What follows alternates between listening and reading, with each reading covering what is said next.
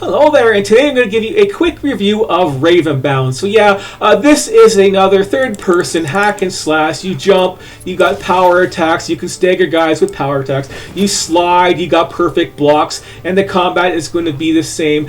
This here current setup is supposed to be like a roguelike setup where you go through a run basically until you die, and then you get to keep some of your you get legacy points for like how far you do. The catch is, this is supposed to be the gimmick here is you can fly around as a raven and you can go around and you do stuff like that. You fly around like try and fly around with this poor controls that they have, but you go to different spots and do the combat like there's a boss fight right there type of a thing, but it's all the same. You got little markers on the map, you follow the quest. The combat is like boss fight or your landing pad right there you can fly off of and land out there and do combat, open your chests and carry on from that. So yeah, we're going to show you a little bit of that today, but yeah, honestly this game, I played a game before I installed this game. It was working fine. After I installed this game, I couldn't play that game no more, and that was like No Man's Sky basically, and it was just so laggy and choppy, and I couldn't do that. Even after a fresh reboot on my computer, I still can't play that game anymore because it was so laggy, and I think it's because of this game right here. I can't confirm it obviously,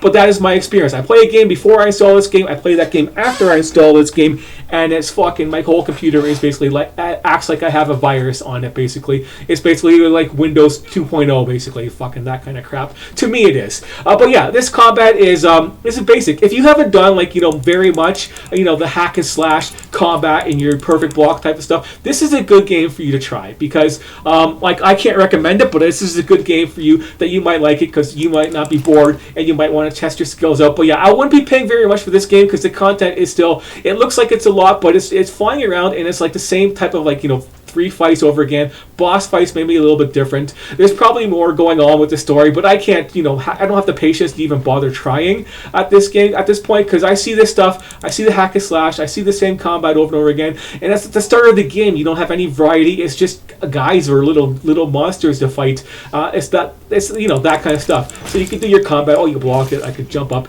smash down here. That kind of stuff. You fly around in your third person. Oh, look at that. We'll just, maybe slide. We could do perfect blocks. Blah, blah, blah. Stagger. Yeah, do your combat. Yeah. Blah, blah, blah. I've done this stuff before. Bored the tears of combat like this, where it's the same stuff. Hey, I conquered my camp. I do this. And as you can see, once you start killing guys, it gets super laggy and stuff. So yeah, this game is not really good for older computers or anything like that. And I would hate to play it on like whatever it is in power. Whatever, it doesn't matter what I'm picking here. Let's just pick something. You get relics in this. You have to open up relic slots. You get mana you have to use to unlock your cars and stuff like that. You upgrade your armor and your weapon and your armors. You can start off with different traits when you go through here because you come in here, you play until you die basically, and then once you die, you start over again. You got some legacy points and stuff like that, and then you can use them to start off with different abilities. You can start off with different traits that you have, type of thing. You can unlock a relic slot, but it doesn't last. It only lasts for this current run, so it doesn't matter. I could do this, but I have no mana, so I'll just I'll do this one here. I can't even do this one because I don't have anything to do it, so I could just pick what I can pick. I guess you can save the cards for later if you wanted to, but yeah, I'm not going to finish this run at all, type of a thing, and like do this stuff. It's just over and over again, do the runs, and after you're done this, you have to go there and scan and find the closest jump point because you have, that's where you can fly from to go around to the next place. So you're going to be spending your time running around the map on stuff like this just to go to a combat like that and to gather your little basic buff upgrades type of thing, and then to go around and try and find quests and missions and stuff like that from the town in there. And the town is basically the smallest basic town you could possibly have. And then boss fights can get super laggy and slow down your computer too when you're playing it. But yeah, so for me this game is like a 2 out of 10 or a 3 out of 10 because I'm not going to come back and play this game. I've done hack and slash stuff, tons in my youth, tons of games like this, and it's just, this game just looks better. It has, the roguelike type of an effect where you go in there and you die, which means it kind of makes the experience less for me. Some of the roguelikes just make the experience less. It's more fulfilling to try and go through there and do the whole quest and storyline, but this kind of takes, you know, they couldn't really think of a good storyline, I guess, to finish the game off. So they had to, let's make it a roguelike, make it a kind of you know, a little bit different, fly around to these points, make it a little bit different, that kind of stuff. So it has its own little differences and stuff like that, and things to find, and you know, you get all the. It's got lots of replayability and stuff like that. If you're interested in fighting the combat stuff over and over again with the same, like, you know, type of stuff over and over. There's a nice jump. Good job. Can I jump up the cliff? Yeah. Oh, you can do it. You can do it. Yeah, there you go. You climbed up the cliff. Good job. Good job, buddy. We can come in here and fight this little boss fight and show you that, and I'll get my stuff. Oh, this wasn't a boss. Oh, maybe it is a boss. Look at all these guys. I'll just do the standard jump up in the air and smash stuff until they're weakened.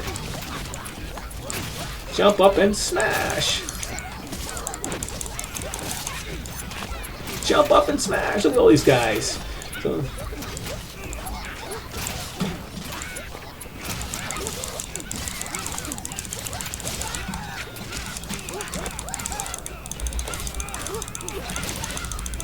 there you go. Get some staggered invulnerability. So this is what the gameplay is going to be like.